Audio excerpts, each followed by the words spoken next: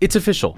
The legendary Eric Adams has dropped out of the New York City mayoral election. He provided us with some of the classics, like the instructional video for parents to go through their kids' rooms. Something simple as a crack pipe, a used crack pipe. Could he have found it on the street? Could he have found it on the street? His house tour to prove that he actually lives in New York City and not New Jersey, followed by his defense of having both salmon and sausages in his refrigerator, despite being a loud and proud vegan, and then blaming it on his son, presenting the key to the city to Diddy, being indicted for taking bribes from the Turkish government, providing us with banger quotes like, "All I know is all my haters become my waiters when I sit down at the table of success." Yes, sir. Yes, sir. And of course, his most recent appearance on Breakfast Club. Also, if you're enjoying this, please consider liking and subscribing. Good, man. You know, I took my hand off the steering wheel a long time. Let go, let God. Turn on my GPS. My God positioned satellite. Got me here. He's going to take me to the next level. You know, that's crazy, man. The God positioning satellite. Another banger.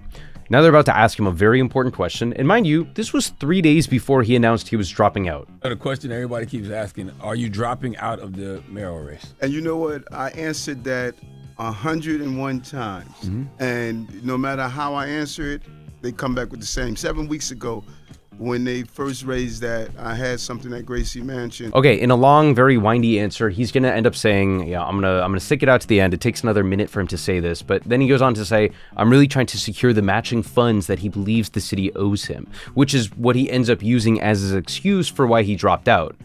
But anyway, what does this mean for Zohran Mamdani? Is he cooked? I'll leave it up to you to decide, but we should establish some facts. In June 2025, Zohran won the Democratic primary by nearly 13% over Andrew Cuomo in the final round of ranked choice voting. Now, this is important because the general election happening in November is not ranked choice. The one in June, the primary, was. This one will not be. Whoever ends up winning the most votes after one single round will become New York City's next mayor. So, we have to look at a couple of metrics. First of all, let's look at round one in the Democratic primary. In round one, Zohran won 43.82% of the vote, despite competing with, like 8 or 9 different progressives all vying for those votes. Overwhelmingly, he was pretty popular, especially considering Andrew Cuomo came in second place, receiving 36.12% of the votes. That 7.5% margin grew to that nearly 13% margin by the final round. That's huge. That shows very clearly Zohran is the clear-cut popular choice here. But also, don't take it from me. Listen to what Zohran says in his own words. What do you think the impact of his dropping out will have on your electoral prospects? I think it's very much the same race. We have seen over the course of this race, especially in the final weeks and months of the primary, that Andrew Cuomo wanted nothing more than a one-on-one fight with me. And we gave him exactly that, and then we beat him by 13 points.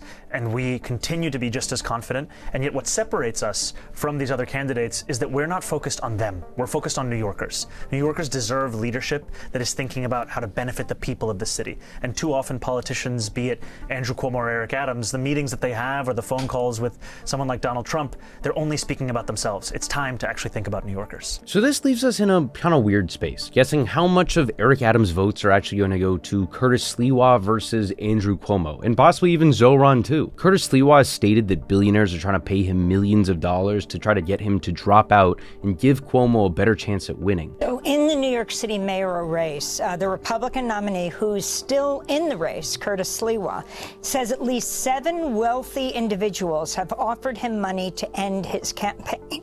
He says he's going to stay in the race. If you can talk about that, who you think these 7 wealthy individuals are, and are they the same people who are funding ads to the tune of millions of dollars against you? Well, I can tell you there's no shortage of Trump donors who are seeking to influence this election, who are looking to spend more money than I would even tax them to try and stop our campaign. And at the same time, of Eric Adams, Andrew Cuomo, and Curtis Sliwa is the one that I would trust the most. And I do think it is very real that there are many who are threatened by our campaign and our politics of putting working people at the heart of this city's focus and are trying to do everything in their power. And we've seen that with Donald Trump being on the phone with Andrew Cuomo, trying to do everything in his power to ensure that they stop this movement. And the sad news for them is that they won't be able to. All this is going to make the general election even more interesting than it was already propped up to be.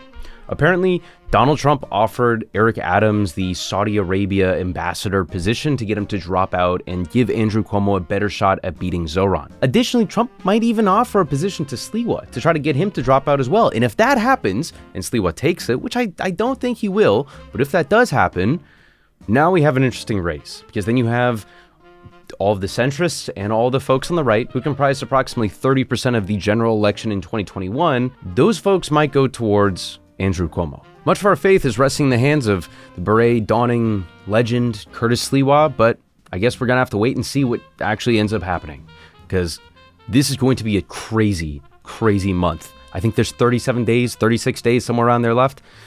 It'll be interesting. Make sure you subscribe to my channel for more election coverage and political coverage more broadly, and consider supporting the production on Patreon. Thanks for watching.